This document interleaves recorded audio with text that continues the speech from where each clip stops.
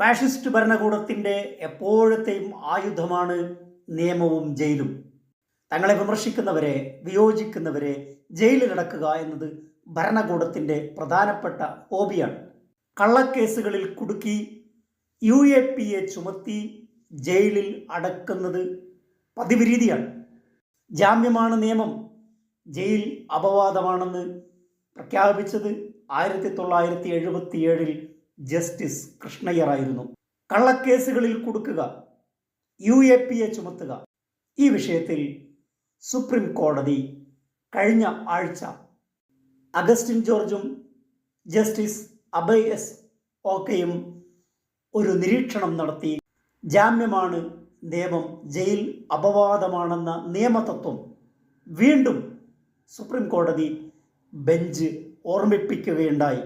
കർശന വ്യവസ്ഥകളുള്ള UAPA കേസാണെങ്കിലും അനാവശ്യ തടങ്കലും ജാമ്യ നിഷേധവും ഭരണഘടനയുടെ 21-ാം അനുച്ഛേദത്തിൽ പറഞ്ഞ ജീവനും വ്യക്തി സ്വാതന്ത്ര്യത്തിനുമുള്ള അവകാശത്തിൻ്റെ ലംഘനമാണെന്ന് കോടതി തറപ്പിച്ച് പറയുകയുണ്ടായി. പ്രോസിക്യൂഷൻ്റെ ആരോപണങ്ങൾ എത്ര ഗുരുതരമാണെങ്കിലും നിയമമനുസരിച്ച് ജാമ്യത്തിന് അർഹതയുണ്ടോ എന്ന് പരിശോധന നടത്തേണ്ടത് കോടതിയുടെ ചുമതലയാണ്. കേസിന് ആസ്പദമായ സംഭവം ബീഹാറിലാണ്. ഗുരുതരമായ ആരോപണങ്ങൾ ഉയർത്തി വാടക നൽകിയ മുൻ പോലീസ് ഉദ്യോഗസ്ഥനെ UAPA പ്രകാരം അറസ്റ്റ് ചെയ്യുകയും ജാമ്യം നിഷേധിക്കുകയും ചെയ്തു. ഹൈക്കോർട്ട് അദ്ദേഹത്തിന് ജാമ്യം നിഷേധിച്ചു.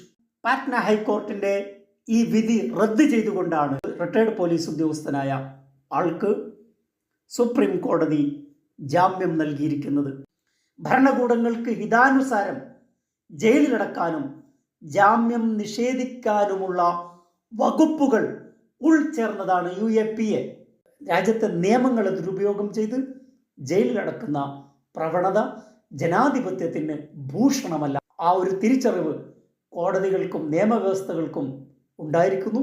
സുപ്രീം കോടതി വിധി ഇത്തരം വിഷയങ്ങളിലേക്ക് വെളിച്ചം വീശുമെന്ന് പ്രത്യാശിക്കാം. മറ്റൊരു വിഷയവുമായി അടുത്ത എപ്പിസോഡിൽ. Thank you.